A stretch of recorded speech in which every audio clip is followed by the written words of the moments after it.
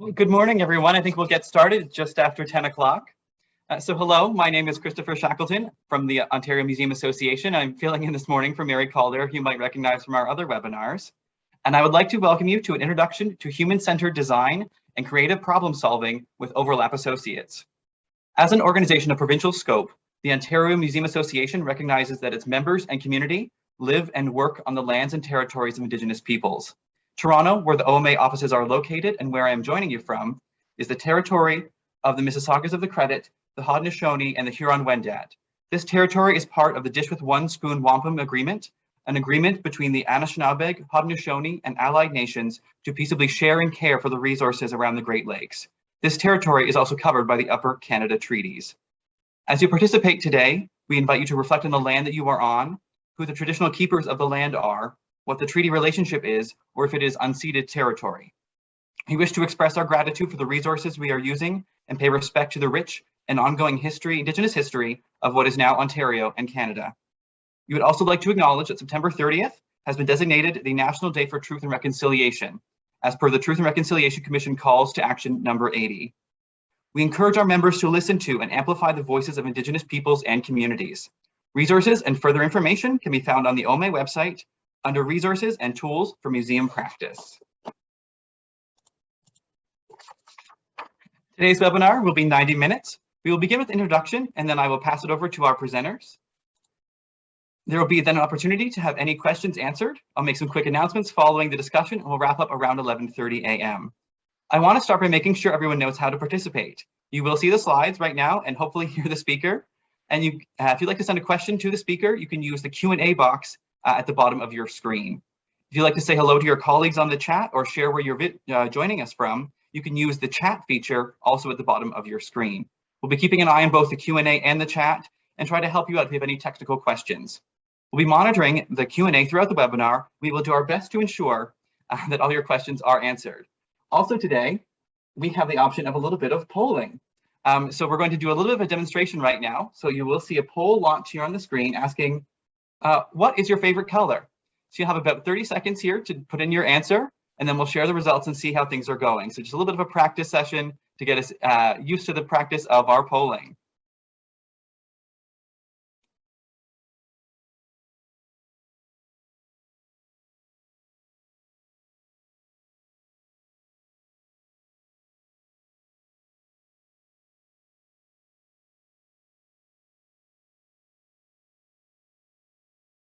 And there we go. And we'll see the results. And blue is just sneaking through there, but a lot of the other ones there. So if we were going to do this as a survey question, we'd have to include some more options there to learn more about people's favorite colors. Thank you so much, everyone. And we're going to proceed into the webinar. So this webinar will be recorded, and the recording will be made available following the event. And there are resources existing on Overlap's website to help you interact with more of the content following the webinar. So I'm very pleased today to introduce our speaker, Rachel Hofstetter, Overlap Vice President and General Manager for Overlap Canada.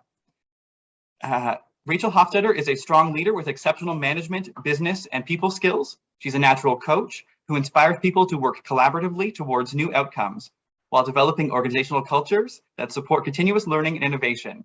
With 20+ years experience as a senior manager, facilitator, trainer, course developer, and account director, Rachel has always valued the importance of empathy and understanding needs as the basis for good decision making. Rachel honed her training and course development expertise at Bell Canada and has held a variety of senior management positions, leading large teams in the private sector. Thank you so much for being here today, Rachel, and we'll pass it over to you to get started. Great, thank you very much, Christopher, and welcome to everyone who's joining us for this webinar. I'm going to share my screen and we will get started in just a moment here. See if we can get this going. Normally I do a lot of facilitation, and so a webinar is a little bit different without the feedback. So I hope that this will be informative. I'm very passionate about human-centered design and design thinking. And so I'm hopeful that everyone will have something different that they can take away. And you'll have to bear with me as I'm flipping through these slides here. So again, I'm Rachel Hofstetter, and my colleague Rania Ahmed is in the background. Also, here she is supporting, and we'll be able to get us some resources and keep notes if we need any follow-up for anybody after as well. Very quickly, I would just say my background, what I went to school for was math and science. And what I really liked about those disciplines was there was one right answer. You could get there many ways, but you kind of knew if you were right or wrong. And so this journey into creative problem solving and human-centered design has been quite a personal experience for me as well, really learning that there can be many right answers. So I'll share some of that as we go through out our content today. So for our seminar today, we're going to look at why human-centered design, what is it? We'll talk a little bit about the process, how it works.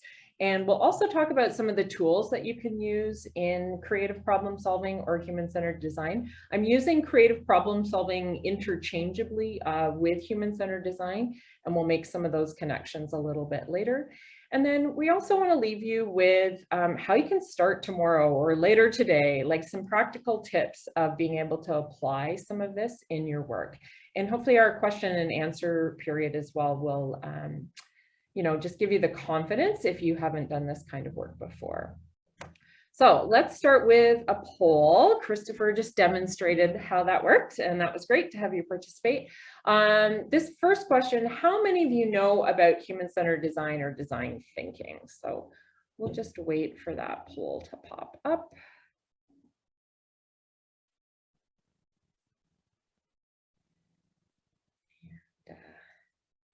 You might say you know nothing, or you're familiar with the term, or you're an expert. I know there's probably somewhere in between, but let's just see how the results pan out. So just wait for those. Finding over the years, the responses to this question have been changing. All right. So nobody is self-identifying as an expert. That is okay. I know nothing, 40%, and familiar with the term at 60. So great. Hopefully that means today's content, which will be new for some of you, and hopefully a good start for others. Great. Thank you for your response there.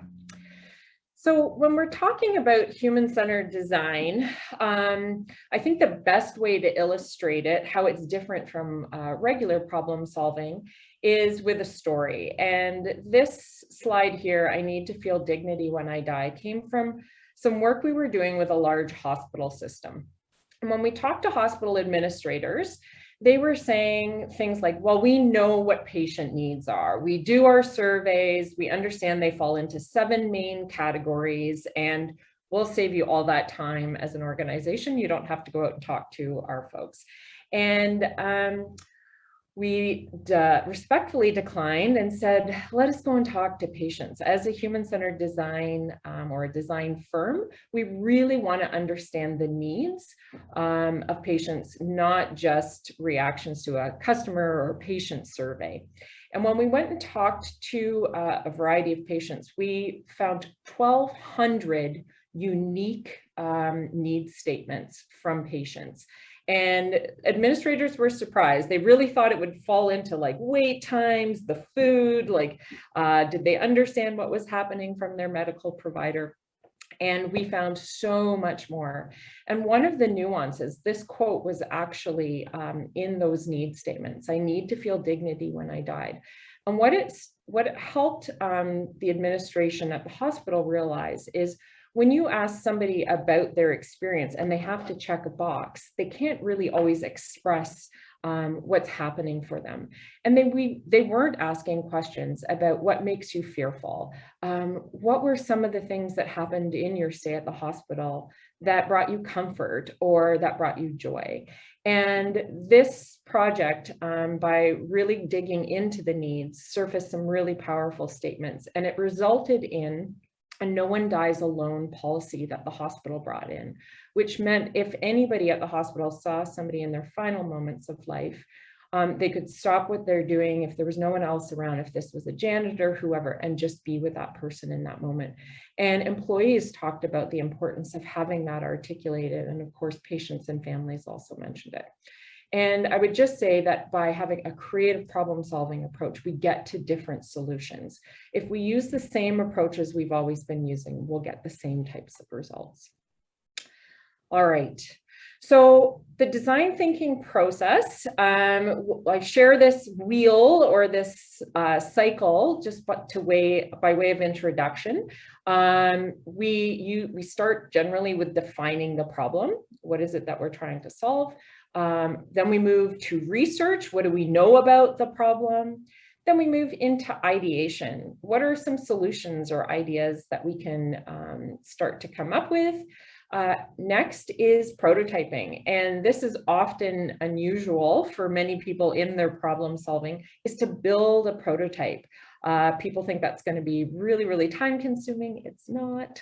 And we'll talk a little bit about that today. And then testing that solution. So quite common sense when you think about the process, nothing too complex there. But in reality, this is more what it looks like when you try to put it into practice. This nice simple diagram is really just the way to introduce it. A couple of things I would say is these arrows that are at the end of each of these terms really are decision points where you're going to have to make a decision and then move to the next step. And we're going to talk about that again a little bit. The other question is, when do you use human-centered design? It's not applicable for every single problem that you run into. And Brenda Zimmerman from York University talks about 3 types of problems. The first being a simple problem. A simple problem is like baking a cake from a box, right? Like you just follow the recipe and there's your solution. A complicated problem would be sending a rocket up into space. And there's a series of many simple problems, but altogether they get quite complicated. The thing about sending a rocket into space is that once you've solved it, you can generally repeat it. And it takes different teams, it takes expertise, all of those things, but generally it can be repeatable. And then there's complex problems. So simple, complicated, and complex. And complex problems are kind of those problems that when you dig into them, there's many layers of problems in there. And a good example is raising children. You may raise one child with success, and it does not guarantee that you can do the same thing with a second child. The same inputs can have radically different outputs. It's possible to raise different children successfully, but we would say it's complex. And anytime we're dealing with people, we're often dealing with complexity. So thinking about human-centered design and when you would apply it, it's brilliant and it's best for complex problems when there are many right answers. So this is a process map that we designed at Overlap, and it's a little bit of a guide for folks just to say, a few prompts and what to do next. So in that first stage, defining the problem, can we clearly describe the problem? You would be shocked how many organizations we work with say, we have this idea that we want to implement, we want you to support us with this. And when you ask the question, what problem is that idea solving? People can't name it. Or they really have multiple problems that they're trying to solve for. So this idea of can we clearly describe the problem and define the problem is one of the first steps. If we can say yes, that we can describe the problem, then we would need to go into the next step, which says, do we know what success would look like for every stakeholder? If we say no, not yet, we probably have to go back and redefine that problem. The rest of this webinar, we're going to walk you through these different stages. I won't take you through all of them here, but you can just see that there's a bit of looping back, and that nice neat diagram actually looks more like pairs figure skating by the time you're done. You know, if you looked at the ice and there's circles and loops back, that sort of thing. So just imagine that. This slide here, we're really talking about the different activities or tools or methodologies that you could bring into each of these stages.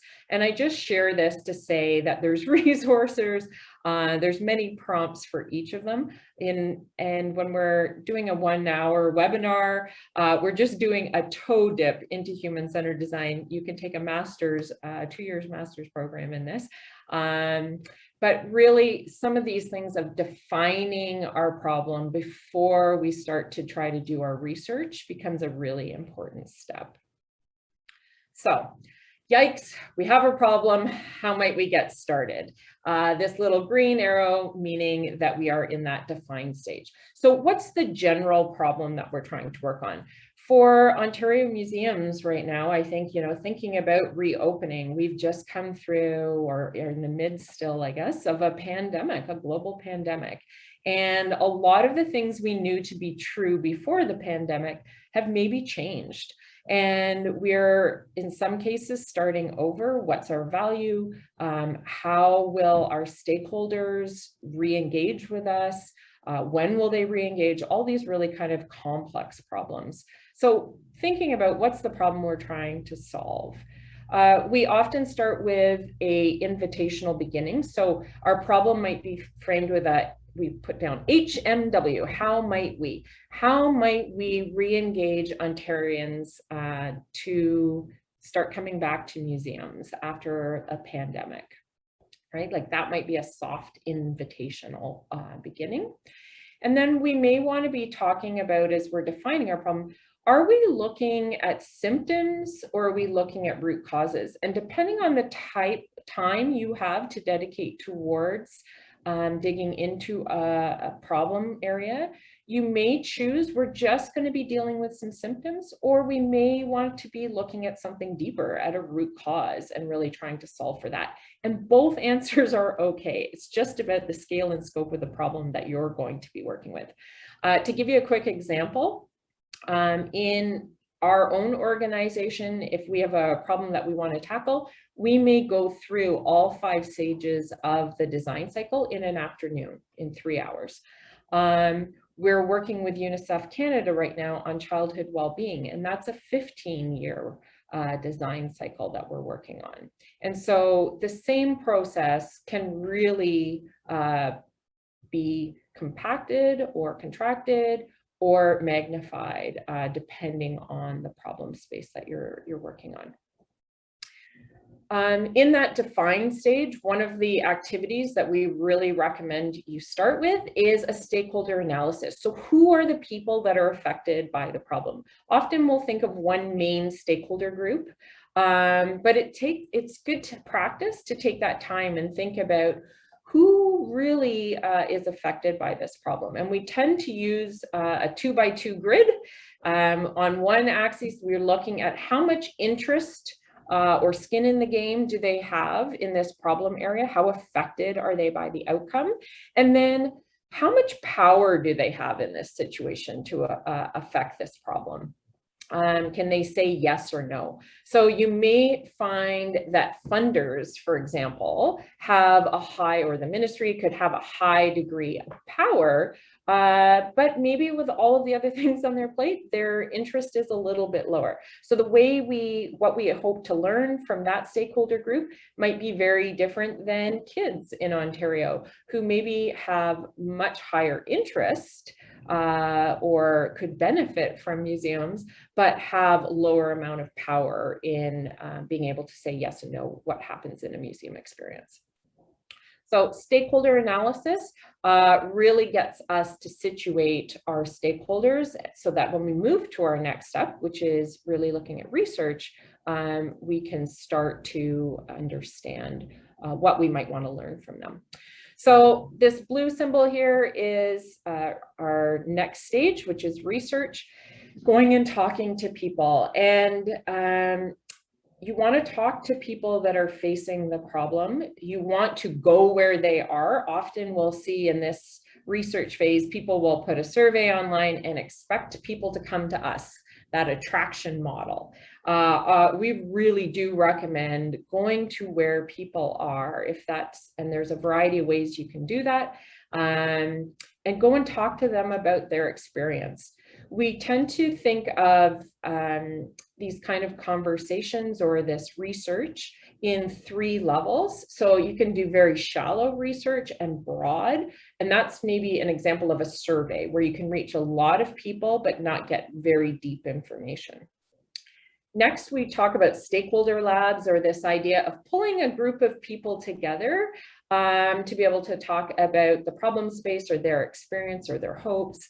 And what's really interesting when you do that, a stakeholder group, is somebody's idea, what they share in that group, sparks something else for somebody else. And you get this creativity that happens in a way that when somebody's answering by themselves, you don't see. So that serves a different purpose. And then a third way of going a bit deeper again is a key information interview. So talking to specific stakeholders from different groups, if you on your stakeholder analysis, and going deep with those conversations, learning a lot more about that unique stakeholder's experience. And that brings 3 nice levels of research together. So that broad and shallow, kind of that mid-range creative, and then that deeper key information interview. One of the tools that is available on our website, you can download. Overlap did not invent the empathy map. You can just draw one with a pen and paper yourself.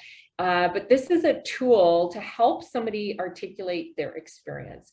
So you can imagine if you had somebody coming into your museum and you said, tell us a little bit about your experience. You could hand them an empathy map. Just to flip over, here's another example of one we've done up.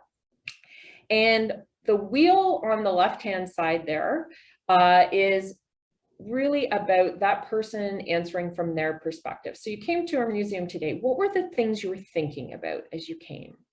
What did you see? What did you physically see? They might have said, well, you know, I saw a whole bunch of signs on the front door about COVID and hand washing and social distancing. I saw a security guard. Like, what did they see when they came? They might talk about the exhibit.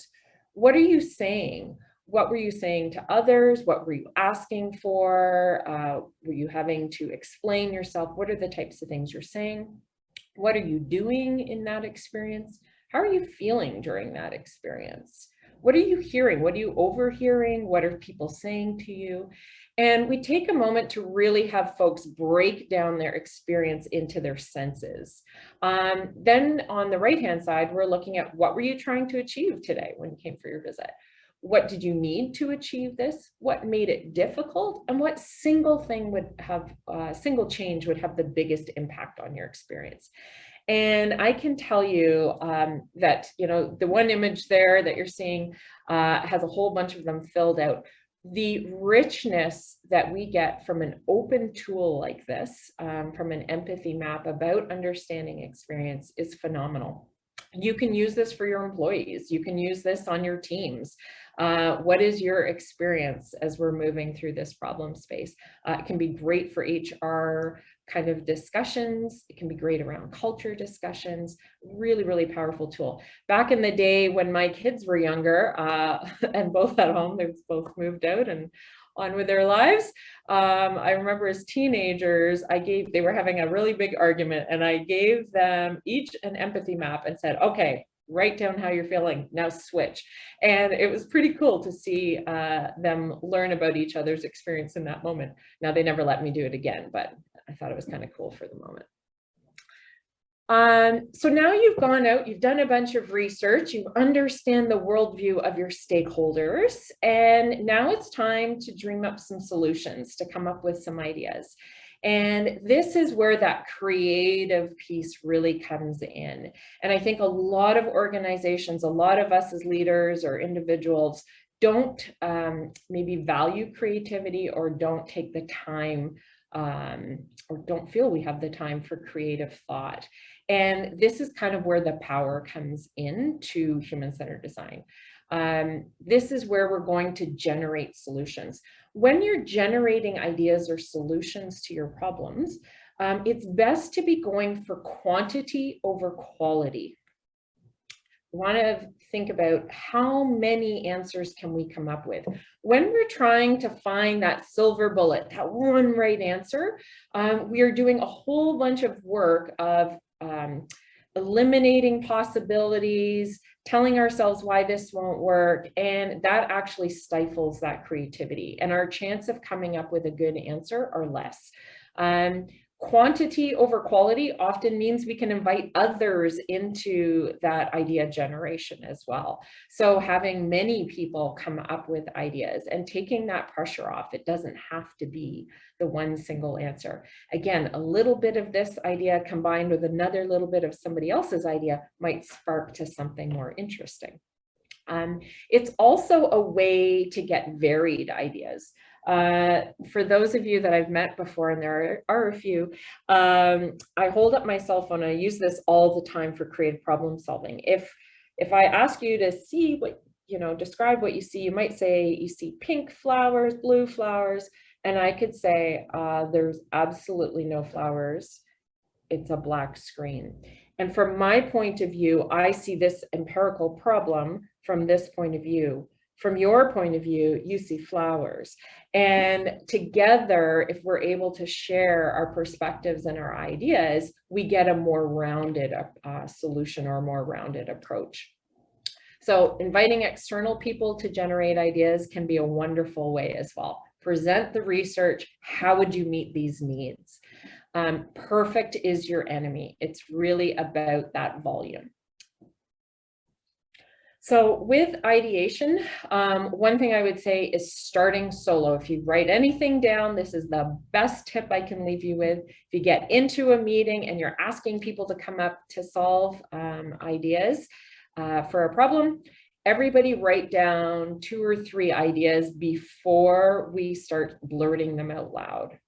When we do that, if we just blurt answers out, and we've all been in those meetings, you're actually priming the group for what the right answer is. You also could be playing to hierarchical dynamics that are in the room. So if a supervisor or somebody in charge says, I think we should do this, it might be really hard for an intern to say something different. And maybe they were going to come at it from a completely opposite point of view.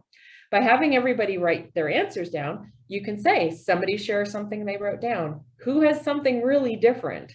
And another idea again, and you're getting more diversity of thought. And then you can start to sort through some of those ideas and see if you have some major themes coming up.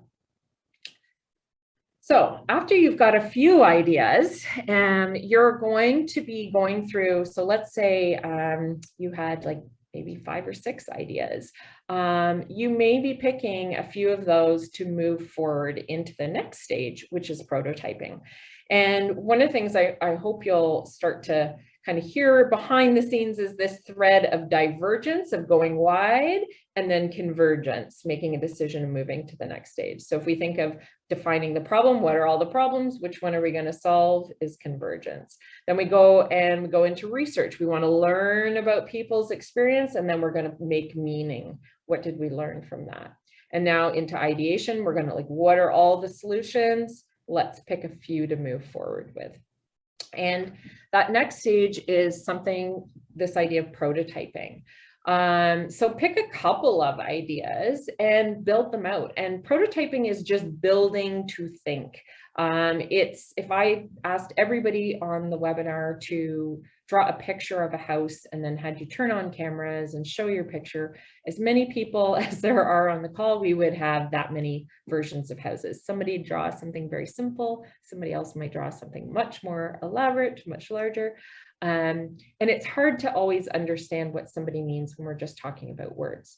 When we build our idea, it causes us to think about the boundaries of our idea. Where does it end? Have you ever had a good idea and you run to a colleague's office, pre-pandemic, and you say, hey, I was thinking about this, we could do this, this, this, and this. And they're like, oh, that's really great.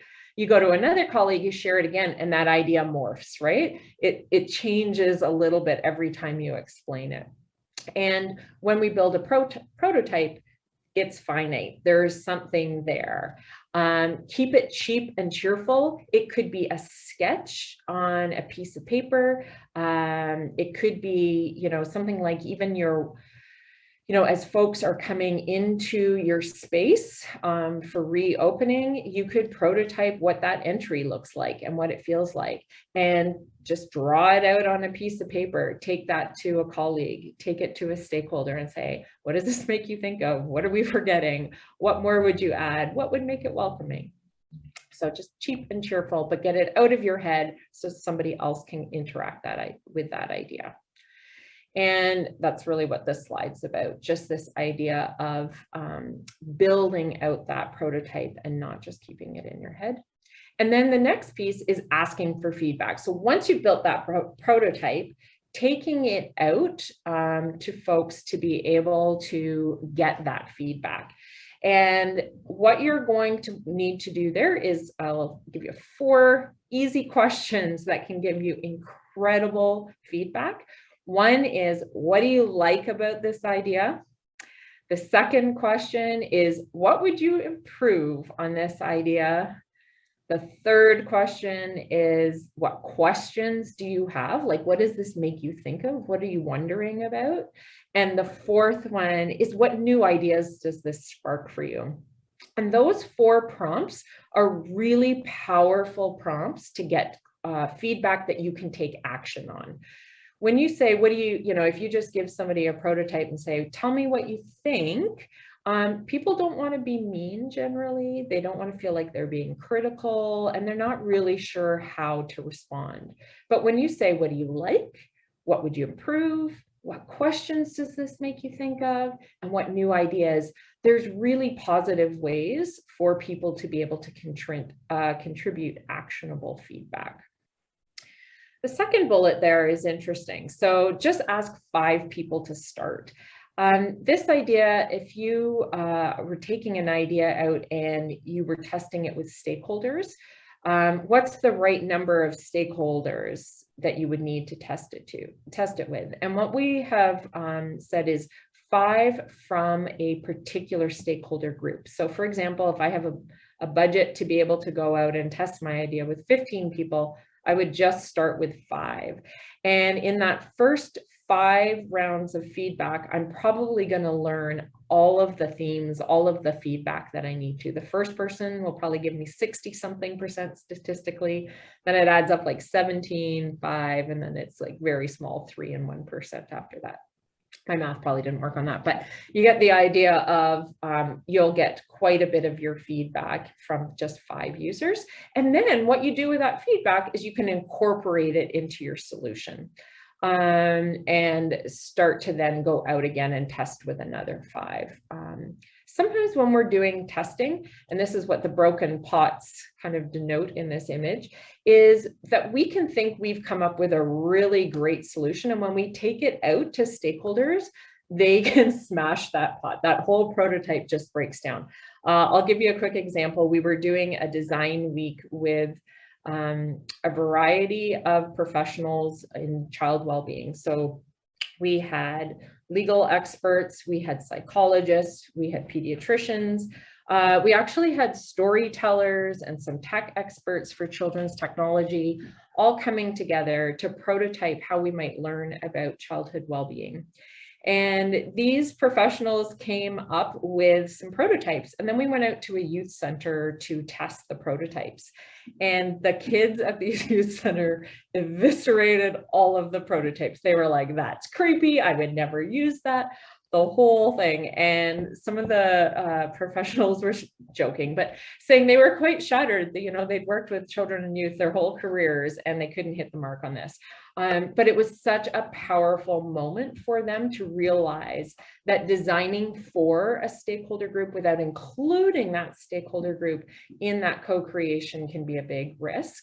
And And so asking for feedback is a really important step. And the ideal might be when we get to those ideas, if you remember that previous slide that said get external, it might be even an opportunity to invite some of your stakeholders into helping you generate those ideas in the first place.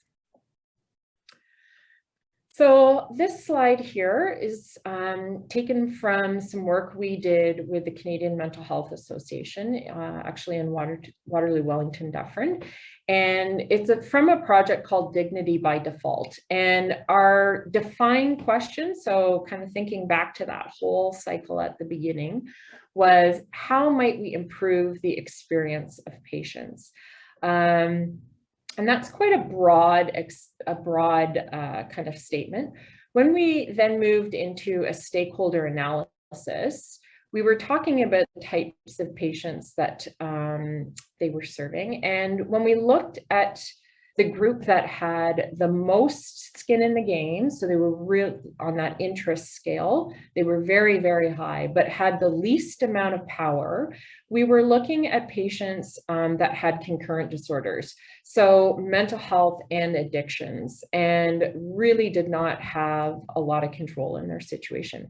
And we ended up looking at the top 500 users of mental health and addiction services in that region, to be able to start to understand their experience. And this was quite a large project. And we also talked to the patients, families, and frontline workers.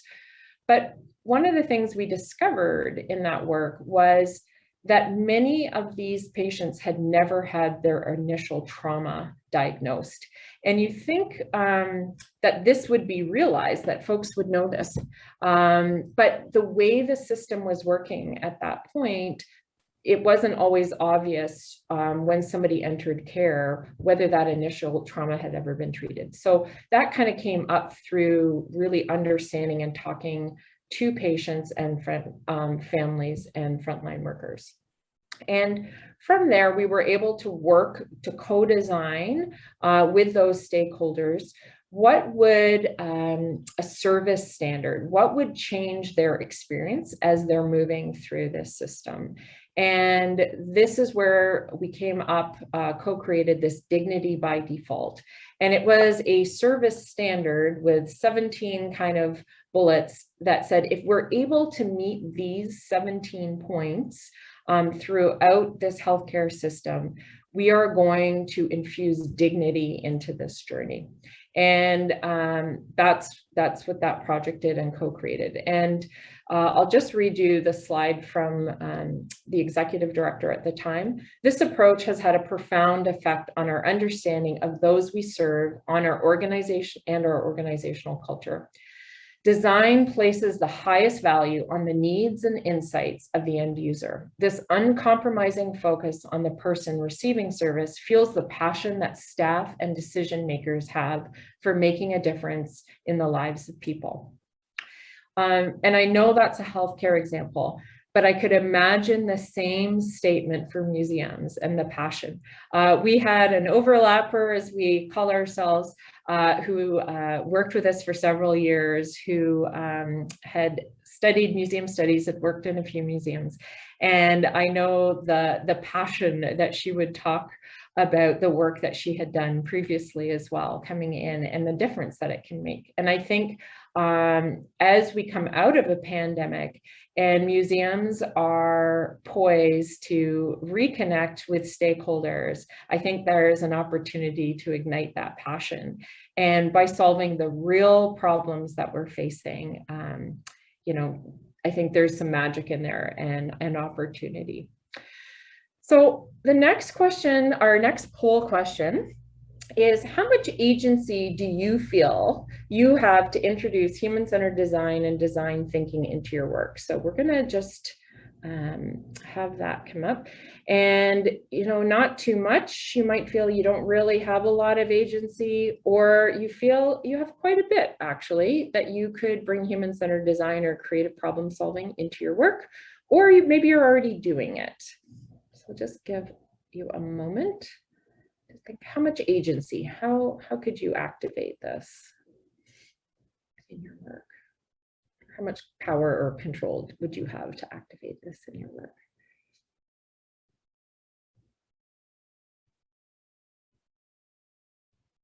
Great. So I would say that's great. Some folks, 9% already doing that, and quite a bit of agency from the rest of the group at 65%. And then about a quarter saying not too much at this point. And that's valid. And I think what we want to do in the next few moments is really look at some of the ways you might get started on creative problem solving in your organization with a varied amount of agency, the ability to affect change. So thank you for sharing that. Here. So 5 tips for getting started right away. So if we think about that first stage of defining the problem, if you are working a problem comes across your desk that you might be working on, and you need to help define that problem, some simple steps: go and talk to a couple of stakeholders. So just grab a coffee with somebody if you're able, quick Zoom call. What are you wrestling with? Tell me more about that. What's one thing that would make a big improvement? Go and talk to your stakeholders to kind of right size and define that problem so that you can come up with the confines of the problem that you're working on. Another thing you can do right away is study history. How did we get to this particular problem space? How has this happened? What's already been tried? If you don't have a budget that you can go out, or time in your job to be able to go out and talk to stakeholders, these are maybe a few reflective questions that can kind of fill in that spot for research. The other thing I would say is research. Maybe just replace that word with empathy. That's another way of thinking about it. What are the needs of the folks that are affected by this problem? So looking at what's already been tried, what gets in the way of improving this, who's out there doing this better than we are. You can look at other industries, other museums that might be facing or have faced a similar problem that's come across your desk. And just, immerse yourself a little bit on what they've done as well. Third step, so generating solutions, that idea that I mentioned before of starting solo. And here's just a script, before we start blue sky discussion, can we build in 5 minutes for everybody just to jot down a few notes on their first thoughts? That can make such a difference in a meeting. Did anyone else have something different to contribute so we can explore some contrasting ideas? Again, a really nice way to break down power dynamics and get that diversity of thought. When I think of human-centered design and creative problem solving, I think a lot about values, and the value around empathy, wanting to understand somebody else's worldview. When you bring that into meetings or into conversations, it opens things up. It sparks creativity. I think it also denotes humility, that we don't have all the answers, that we recognize by bringing folks together, many people may be able to contribute and help us come up with a better solution. So starting solo is a way to generate some of those, or to get more ideas generating. Then we move into that prototyping. But before we move into prototyping, what we're going to build to think, how do you take those ideas that we just created and start to narrow them down? So this is a little bit about decision making on that. Before we start building, let's see what we've got to choose from. One way of looking at this might be an impact effort matrix.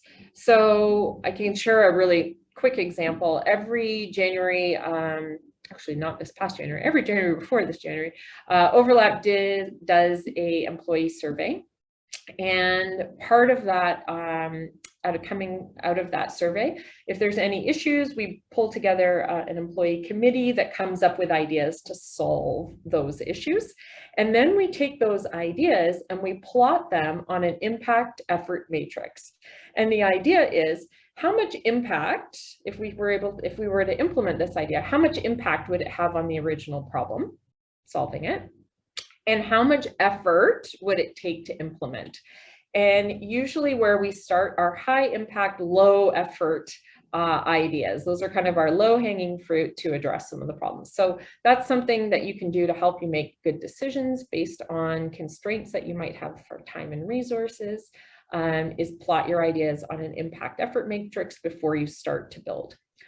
The other idea is dot voting. If you need to just quickly get consensus from a group about what you want to move forward, that's just a tally vote using dots. And then the third one, which I really, really like, is the $100 test. And you give each person who's voting a fake $100, and they get to assign how much they would spend against those ideas. And rather than getting ideas kind of in dot voting, you might get order of 1, 2, 3.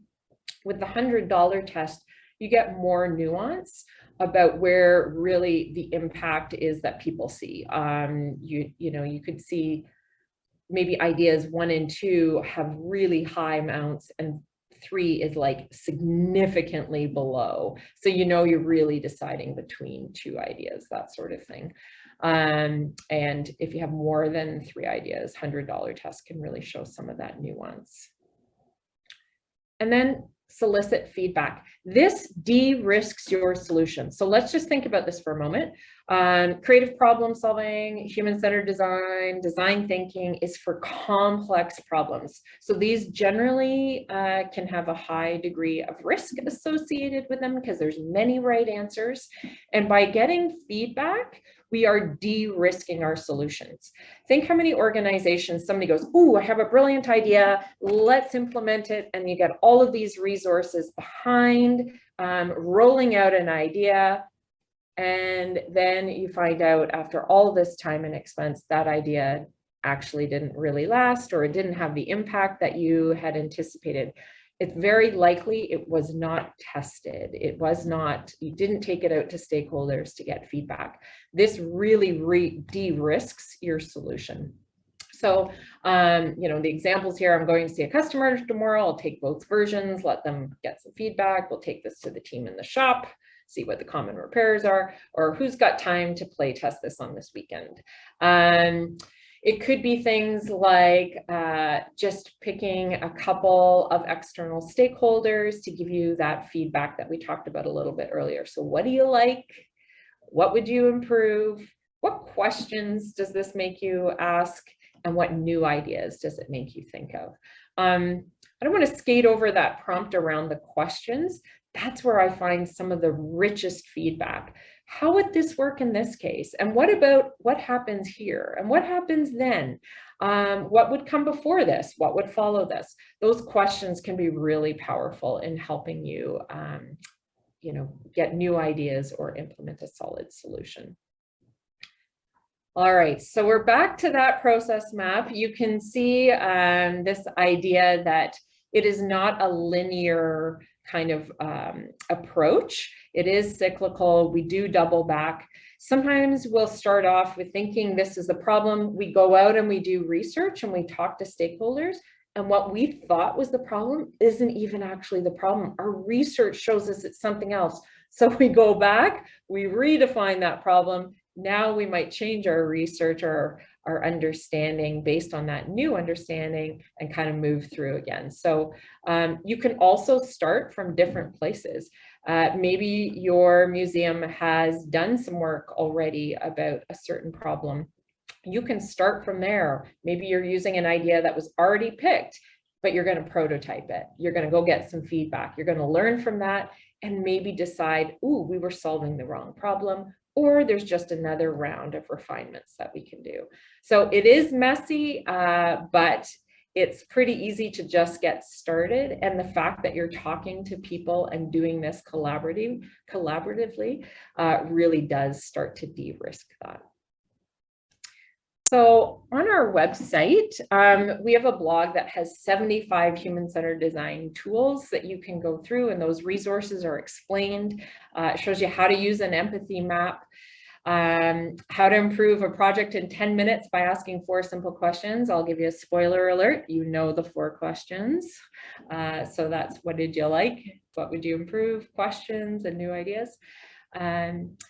The designingbetter.ca is an example of a project that you can walk through, a case study, and we've got process map and process cards on our website as well to kind of help you navigate that you can look through there.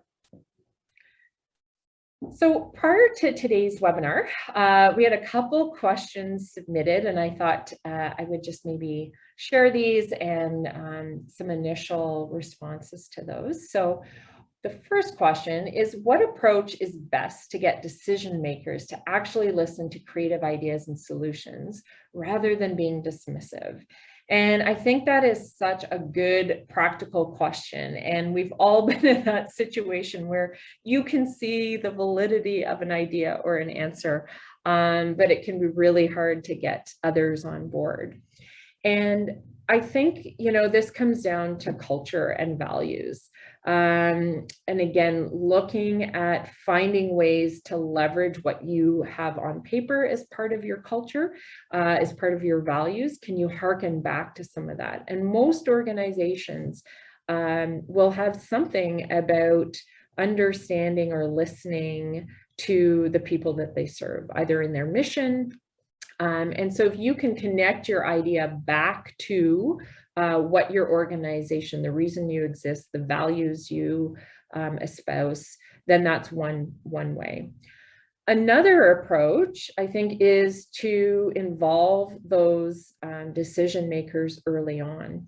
And so identifying what kind of problem you're solving. Is it a simple, is it a complicated, or is it a complex problem? And if you can identify that this is a complex problem, you can maybe make the connection back that a creative solution is probably the best way to get your answer. I would also say that with complex problems, there's no guarantee that going through a design cycle is going to give you that silver bullet answer. But what it does do is it de-risks that solution a bit. It gives you a chance to eliminate and to respond to real needs and real obstacles because it's grounded in research. It is, you know, again, evidence-based, and it's iterative, and it makes the most of people. So I think that values piece is really kind of coming back in that one. The second question, how can we center exhibits on humans while still highlighting the objects in our collections and our stories?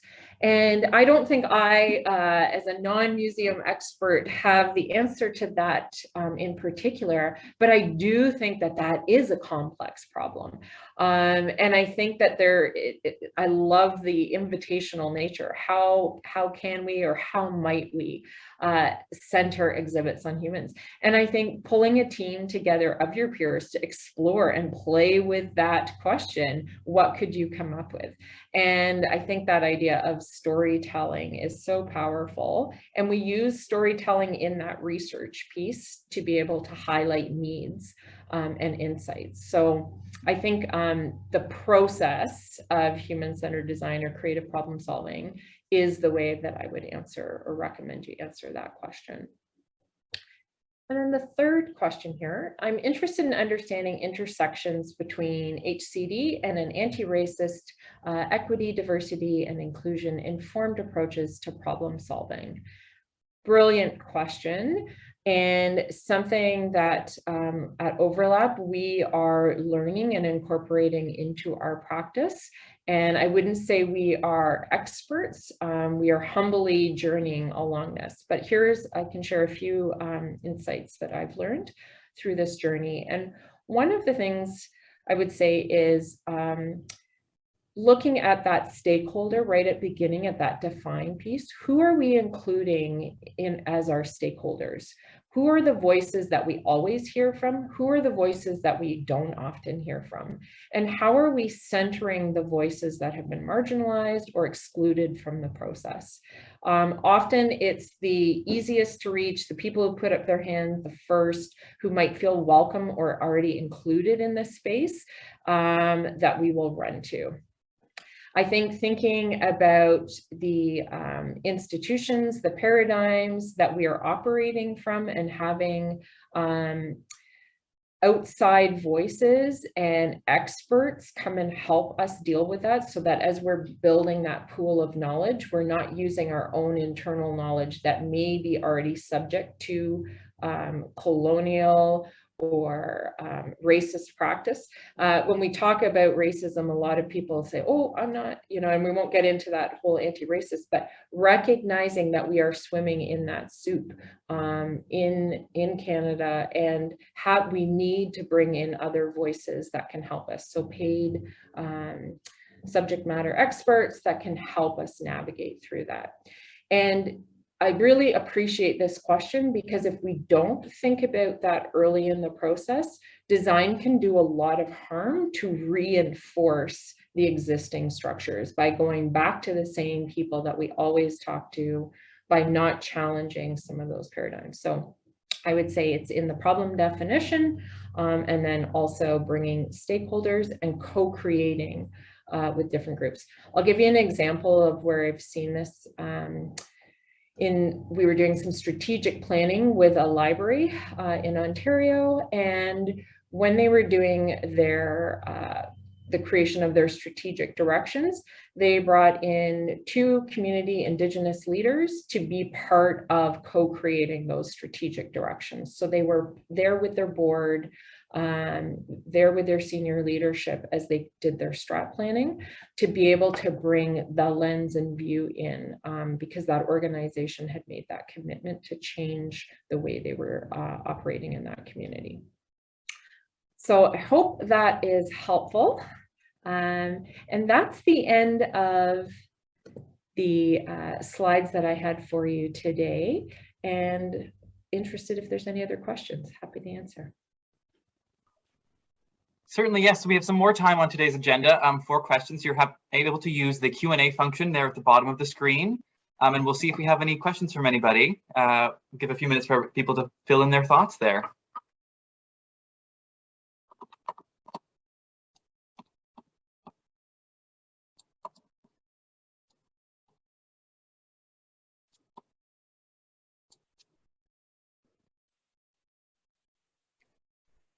And if not, we can always collect those after. I think it was American designer Saul Bass who said that design is thinking made visual. And I think that thinking about people first and then having it be really centered in part of the design that we do is, I think, a great way to work with our communities and think about how we design for the people that we serve, certainly. Yeah, and I think, thanks for sharing that, Christopher. And I think the idea of, if we continue to approach problems in the way, like finding solutions in the way that we always have, and we're going to continue to get the same results. And the world's really changed in the last 18 months. And I know that creativity is needed to kind of move forward. And I think making it visual is a big part of helping us understand and define that problem. All right, we're seeing. We have 2 questions. Great. All right. The first question is, staying with the question related to EDI, anti-racism, can design thinking strategies be used to build trust with communities who do not trust museums? Yeah, great question. I think that's a complex question. I don't know if there's a yes and no answer. I think the idea, again, of starting from a place of humility and empathy and wanting to genuinely understand is an attempt at building that. I think relationships are predicated on trust, and that takes time, and it takes 2 people to be able to participate in those conversations and growing it forward. But I really think the idea of co-designing with another community to understand their needs, what is their experience, what would make a difference, on giving them a sense of agency in that conversation would be a really powerful way to move forward. It makes me think also of the participation ladder. So the participation ladder, if you think of a ladder and different rungs on that ladder, the degree to which we're involving other stakeholders in the design process or in those conversations really matters. And, when we look at in consultations and the way, some Indigenous groups in particular have been consulted by different governments in the past, it can be quite performative and actually lower trust. And so I think when we use the term engagement and we're co-creating, being really explicit about the power that those stakeholders have in that conversation and the ability to co-create, and being really, really honest and transparent about that level of participation is important. So, yeah. Thank you. Awesome. We have one more question. Do you have a bank of questions or phrasing that encourage open responses? Yeah, great question. We, in one of our trainings, do a whole thing on it called asking better questions, and asking questions really do matter, open and closed questions. You know, even the examples that we used in our poll today, which were very closed, you know, are not always the right when we're trying to learn about experience. The empathy map actually gives you a bunch of open questions in there. So what were you trying to achieve? What made it difficult? What would have the biggest impact? We do use several frameworks and banks of questions in our design practice. One book is The Facilitative Way. I can send resources after, but it gives you a lot of scripts in there. We also use a framework called ORID. You may have heard of it. It's objective, reflective, interpretive, and decisional, as a way to kind of sense make and learn through conversations in a group to be able to pull out that experience. But I would say generally open-ended questions that allow people to answer and interpret the questions themselves differently, allows us to get a wide variety of answers. The methodology that underpins that is grounded theory, and this idea of asking a question and letting the answers come to us, rather than asking questions that narrow people into the answers we're expecting. And we will see, if you see a bad survey, the survey authors kind of know the answers, the buckets that they're expecting the answers to fall into. And so they are kind of pigeonholing people towards these buckets. The opposite of that is that divergence or open-ended questions that allow a variety of responses. And what we look for is the themes that emerge from those. And that can be actually quite exciting, because it's often surprises our clients and us as well when we take that approach. So I think open-ended questions, the facilitative way, there's the art of focused conversation is another resource that gives you, I think, 1,000 different questions that you can ask. So yeah, great one.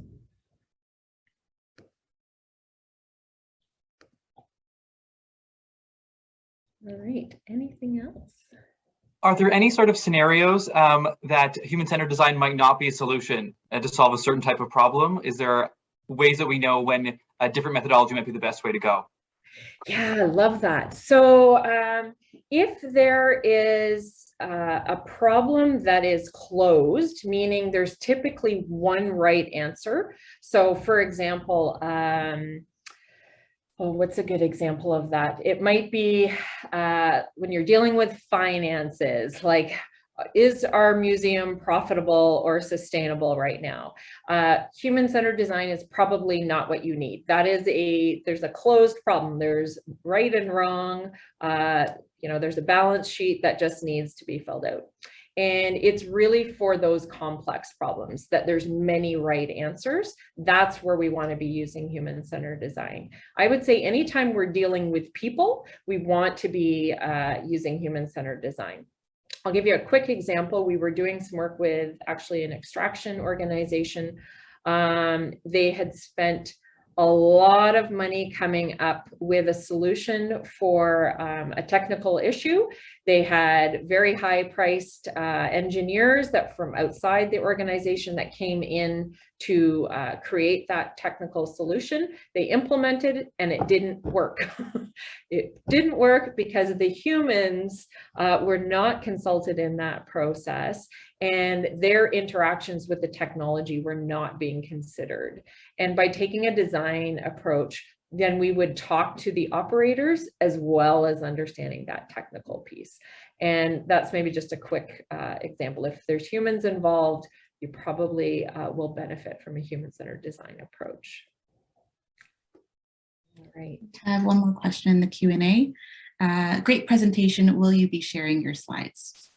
So our slides won't be shared directly, but we will send a link, and our website, overlapassociates.com, has a lot of this content and information available there. Our slides are often used as part of our training courses as well, so we don't share those, but yeah, everything, a lot of the tools and the process are referenced on our website, so we'll encourage you to check that out.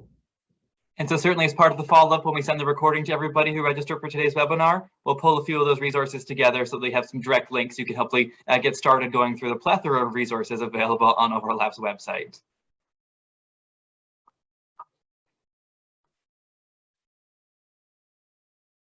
Well, I think that comes to the end of our questions. So we'll thank you so much, Rachel, for your presentation, and for everyone who submitted questions in advance and during the webinar.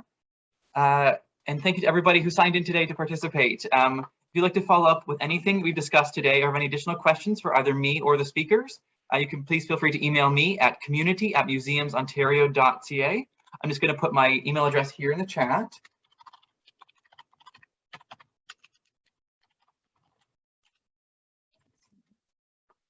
And so that should be accessible for everybody there to send us an email or any questions that you have. We can pass those along to Rachel and Rania if you have any questions about the process or want to get started on some human-centered design. I'm just going to share my screen for the last few thoughts of today. So before we wrap up, I'd like to remind everybody about the OMA's ongoing curriculum review of our certificate in museum studies. As part of this process, we want to hear from our community of participants, grads, and employers about how we can respond to the current needs of the sector and incorporate contemporary practices in museology. We have a survey out in field currently that will be available until September 3rd. And any insight you can provide us would be extremely helpful in shaping the future of the program. So if you have not yet received an email link to that survey, please do be in touch to my friend Natasha here at pdintern@museumsontario.ca. And she can pass along the link to that survey if you are a participant, a graduate, or an employer in the museum sector here in Ontario, so we can help develop and improve that certificate in museum studies course. I also want to call your attention to our call for proposals for the OMA's ongoing and upcoming professional development series. This year-long series will explore the theme of decision-making in the museum, both present and future, and will feature member check-ins and webinars designed with input from the community and in response to our members' evolving needs and priorities. During the past year, we've heard from museum professionals at member check-ins and in PD evaluations that they wanted to hear from their colleagues about how they were adapting to the constantly changing pandemic environment. What were they doing, how, and why? And did it work? So this is your chance to submit a topic, suggestion, or proposal. Tell us what matters to you, or share the successful work that you've done with your colleagues. It also doesn't have to be just successful work. If you tried something that didn't quite work, we often can learn from our own mistakes and failures and hopefully help everybody else and see what lessons we've learned from each other. And as a final item of what's coming up from the OMA, we have a call out right now to recognizing our esteemed colleagues. So 2 years ago, we started a tradition of recognizing colleagues in the sector who have retired in the previous year as part of the OMA Awards Gala. So this year's awards rollout will look a little bit different. We're hoping to continue our tradition of recognizing our retirees.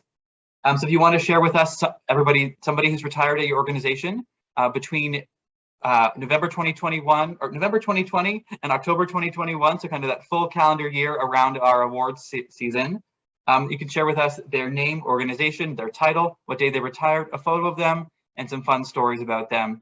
And so we like to have those in by October 17th of this year. So you can send submissions to Mary Collier at pd@museumsontario.ca. And so that is a great way to help us kind of recognize and keep our sector connected as we go into the fall awards season. As you know, the webinar today was offered free of charge as a service to the community during what are challenging times for organizations and individuals. If you are able, here are some things you can do to help support the OMA to continue to provide these timely and accessible resources. If you are already a member, please renew your membership when you receive an email reminder. And if you are not a member, please consider becoming one, either as an institution or as an individual. You can find information about member categories and benefits on our website. You can also consider making a donation to the OMA on our website or through Canada Helps. Your support of the OMA and your participation in events like this webinar make us stronger as a sector. And we appreciate each and every one of you.